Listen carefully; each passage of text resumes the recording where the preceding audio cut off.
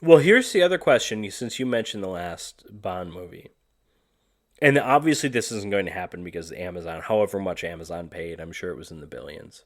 $1 billion for James Okay. Bond. So we know they're obviously going to make another movie where we anticipate TV shows, we anticipate pure shit, we anticipate a Money Penny series, a Q series, The Young Adventures of M. I anticipate, maybe we'll get a Pussy Galore show, except they'll change her name. Point is, we're expecting bad shit. But now you don't like No Time to Die. Correct. Part of it is they kill James Bond. What if that was just it?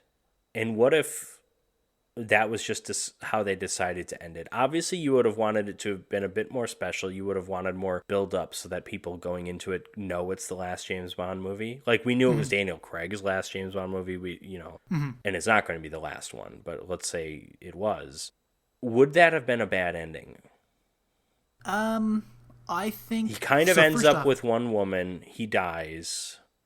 Like, what's wrong yeah, with that if that is how it ends?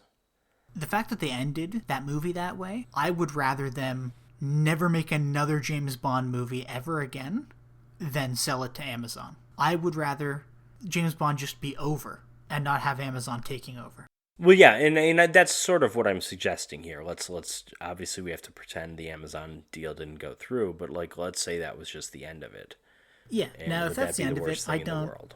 I don't think it's the worst thing in the world, but I think it is kind of shitty. I think people want to see Bond maybe settle down with Leia Seydoux, and I understand why he was killed off, and I understand the gravity behind that and the love. And I guess Leia Seydoux's pregnant, right? In that And movie, the and she's On Her gonna have their Majesty's kid. Secret Service parallels and all that stuff. Yeah, so like I get it. Like I would have like I'm annoyed by the ending of it. That's not the only thing that's made me annoyed by the movie, but I'm annoyed by the ending of it, but I'm okay. If this whole series ended like that, I'd be okay with it. I wouldn't like it, but I'd be okay with it. How about you? Well, yeah, I think where I would have liked it changed, and I don't mean it needs to be Blofeld. I don't mean they need a better fucking villain. Like the worst part, the worst aspect of No Time to Die. Good movie, I think, but it's 2 hours and 45 minutes long, and they forget to give the villain motivation.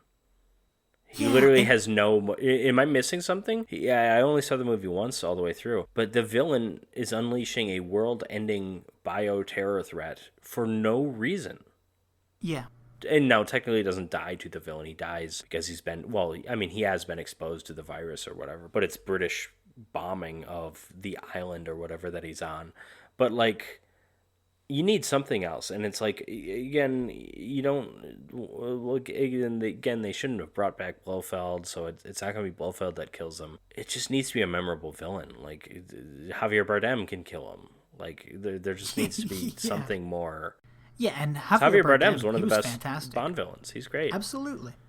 Trevelyan's great, and there've been a lot of great villains over the years, and it's just Rami Malek is not one of them.